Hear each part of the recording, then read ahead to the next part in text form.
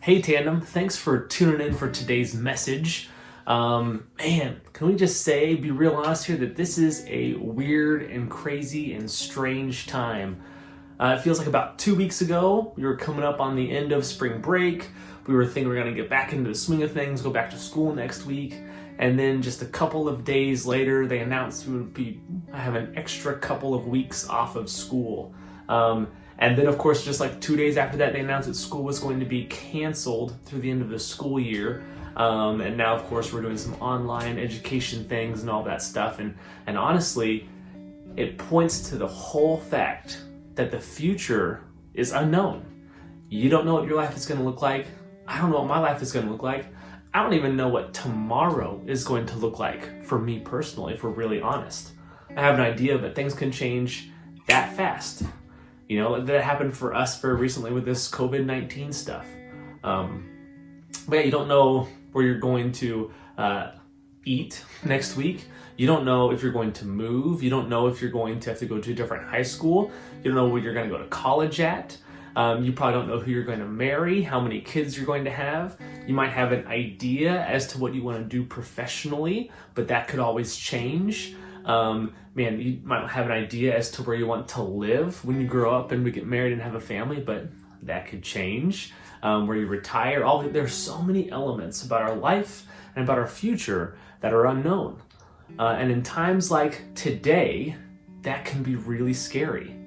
When things are constantly changing and we don't have a clue as to what tomorrow could look like, it can be scary.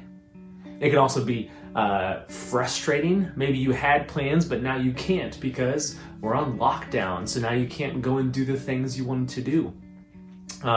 It could be even infuriating. Maybe you're a senior this year, excuse me, and you were looking forward to having a graduation party, but now that can't happen either. There's just so many things, so many emotions attached to our future. And so what we want to talk about today is how we can handle the plans of the future in a godly manner and look specifically at a woman that had a really interesting situation, how she handled the unknown that is the future. So a little backstory before we jump into it. We're looking at the story of Esther today. Just a couple of chapters in it. And so the king of this nation was not known to be a good person. And he had wanted to show off his previous wife, who was beautiful, wanted to impress all of his friends and his buddies and everything else with how beautiful she was. And she wasn't into it. Not surprising. And because she wasn't into it, he decided to banish her from the kingdom. So he kicked her out and began looking for a new wife. And that's where we pick up our story today, is picking up in Esther chapter 2.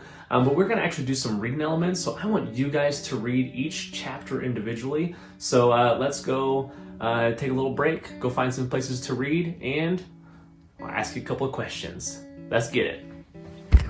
So, if you wanted to go and find a comfy place to sit down, we are going to open up our Bibles by ourselves for a little bit and read from the book of Esther. So, just found myself a chair, got my Bible, and we're going to flip through. I have it marked here. Whoops, I lost it.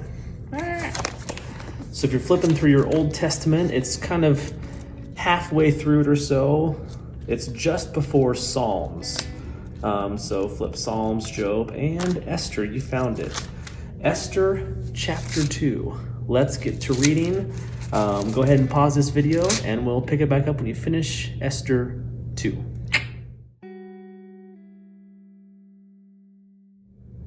All right, so we have read chapter 2. What do you guys think?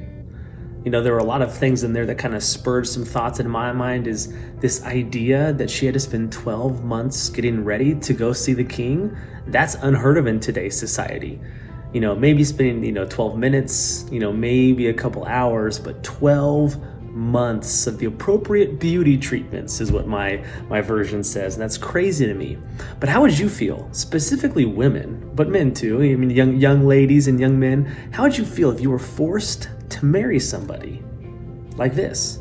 Even the king, it says that the king had a history of mistreating women, and still she had. How would that make you feel, knowing that's what you were getting into? I personally would be very nervous and concerned about it. Also, I'd question, what was God's plan in this whole thing? It talks about how Esther's mom and dad had died at some point, and then she had to go before the king, and she couldn't even tell the king about her past, her history, her nationality, because Jews were sometimes looked down on. And God, why are you doing this? If I can't even be real with who I am, why are you putting me in this situation? I'm sure doubt was really coming to the front of her life. She was really trying to figure out what the next steps for her life were. It's so difficult to think about what that looks like. And then she was crowned the queen of everything. It says the king was so pleased he put the crown right on her head. Crazy. In the moment, on the spot, no questions asked. How would that make you feel if the crown was put on your head? Well, we're going to jump back into the reading, chapter 3. I feel like we've probably been sitting on the couch all week. No issues. Let's find another new comfy spot real quick. Come on with me. We're gonna go find a couch downstairs. Another comfy place. You should go find a new place in your house too as you read this, because sometimes I know we're prone to just staying in the same spot over and over again. Let's be unique. Let's find a new spot. Here we go. Lower tandem. Let's get to reading. Go ahead and keep your Bibles open. Read Esther chapter 3. We'll pick you up in a sec. Bye.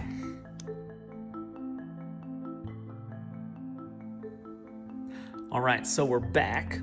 We have read chapter 3, hopefully. And if you've been around the church, if you have read or heard this story before, this is the part of the story that you are probably very familiar with. The king elevated this guy named Haman. He was not a good guy. He gave him some more power in the land. And then, of course, he started to abuse that power. He has some issues with Mordecai, which we learned just before is Esther's uncle. It kind of adopted her, brought her in underneath him. So he had some issues with him and convinced the king to create a law that put all the Jews in danger. And so going back to Esther and the story of doubt and question and what's going to happen, you have to think that she's scared. Right? She is in a dangerous situation with the ruler of the land who can do nothing wrong, and she is a Jew. I can only imagine what's going through her head. And now imagine you're in that situation. You are Esther. You are a Jew in the land right before the king every day. What questions would you bring before God? What doubts would you have with God? Why would you, or how would you call out to God and say, God, why is this happening? Specifically, think about that for about a minute. And if you have a journal, write it down. Throw it out there. We'll throw something on our Instagram. Comment on Insta about that. We'd love to hear your thoughts about how you'd respond if you were Esther. And after that, we're going to check out Esther chapter 4. So write it down. Read chapter 4. We'll catch you in a couple minutes. See you soon.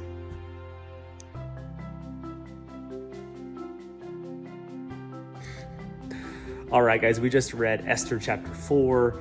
And so, man, the stuff is getting real. Mordecai is worried. He's anxious. He sees the end of the road ahead of him. He knows Haman is going to come after him, hunt him down, all of these things. And it is a scary time. Esther hears about it, reaches out to him and says, what's wrong? And so what does Mordecai ask her to do? Right? He says, Mordecai asks Esther, Esther, you've got to do something. You're the queen. And Esther is put in this really difficult situation in the midst of doubt and chaos and uncertainties. What is she going to do? If you were Esther, what would you do? It's easy to say, oh yeah, I would have said something. But I realized the king just threw out the last queen, right? The king has probably had people killed before. Her life is at stake, and she has to make a decision.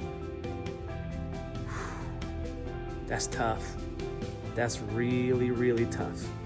So we're going to slide over into a more traditional teaching time as we wrap up about these last 5 minutes of this message. So give me a second. We'll get back to it.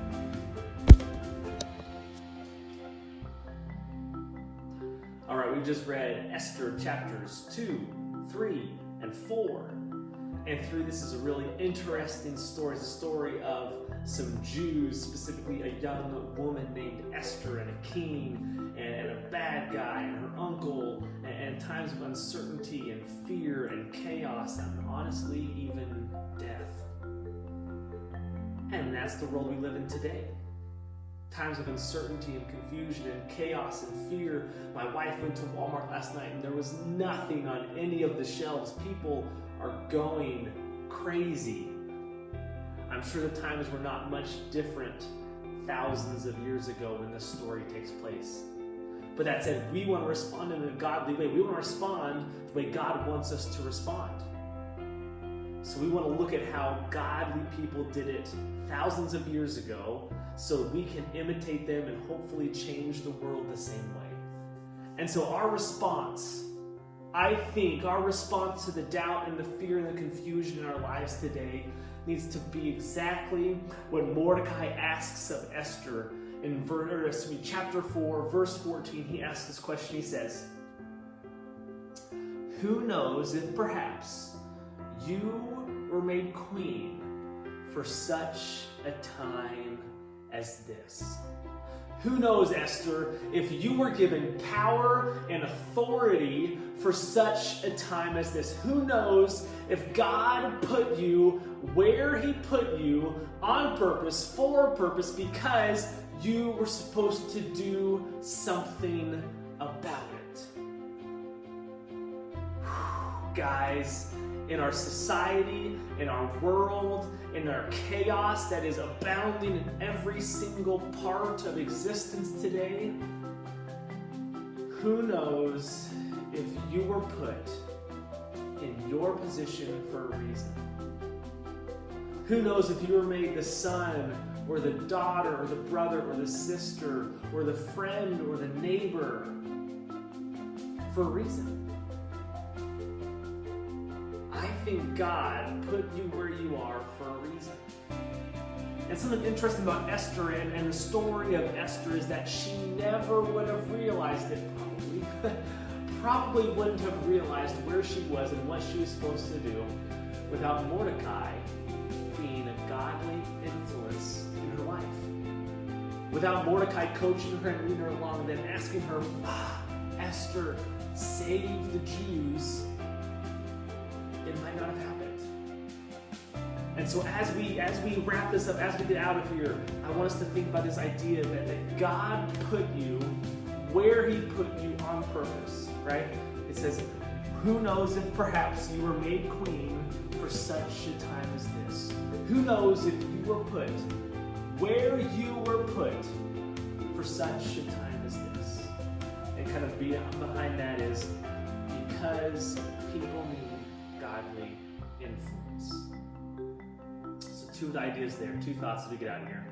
One, maybe you need to be a godly influence on others, right? Maybe all of a sudden you have this truth that God is in control, that our hope is not found on this planet, that goodness can abound through the chaos, right? That can be your story. You can be a godly influence on your friends, on your family, on your neighbors, on your coworkers. This is a chance for you to be the man or woman of God that He is calling you to be, even though you're just a teenager. Woo! That's good. Maybe that's you. Maybe you need to be the godly influence. But number two, maybe you need to let someone godly influence you. Maybe in the chaos and the fear and the confusion of today, and maybe even before today, you've let other people influence you. Maybe you've let like Haman, who came and he created that law to kill the Jews, maybe you let people like him deceive you. Maybe you've been letting this fear and the unknown of COVID-19 overwhelm your life, and it's been wreaking havoc in all the wrong ways because you haven't put your hope in Jesus Christ. And maybe you need to find somebody else to be a godly influence in your life. And I want to encourage you guys, I know most of your parents are that godly influence, and if they're not, they want to be a godly influence. I know that Faith and myself, we want to be godly influences in your life. We have a small group leaders have given every single Wednesday for so many months and years, most of them, because they want to be a godly influence in your life. We are here collectively to help you grow closer to Jesus. So if you find yourself in that second position where you need to be influenced in godly ways, man, let us know. Reach out to us. Call us, text us. We'd love to hear from you. Absolutely. So as I get out here, guys, it's a quick recap is that Esther was in a situation of confusion and doubt and chaos, and she followed God diligently, and it was put in a really unique situation, right? What if God put you here for a time such as this, so that one, she could be influenced by godly people like Mordecai, and two, so she could influence others in godly ways and save all of the Jews. I believe you were put in your situation for a reason, and I believe you need to be influenced by godly people, and I believe that godly people need to also influence you. Thanks for watching, guys. We'll chat soon. Don't forget about our Zoom call tomorrow afternoon, 2 p.m., Tuesdays and Thursdays. Love to catch you there. Peace out.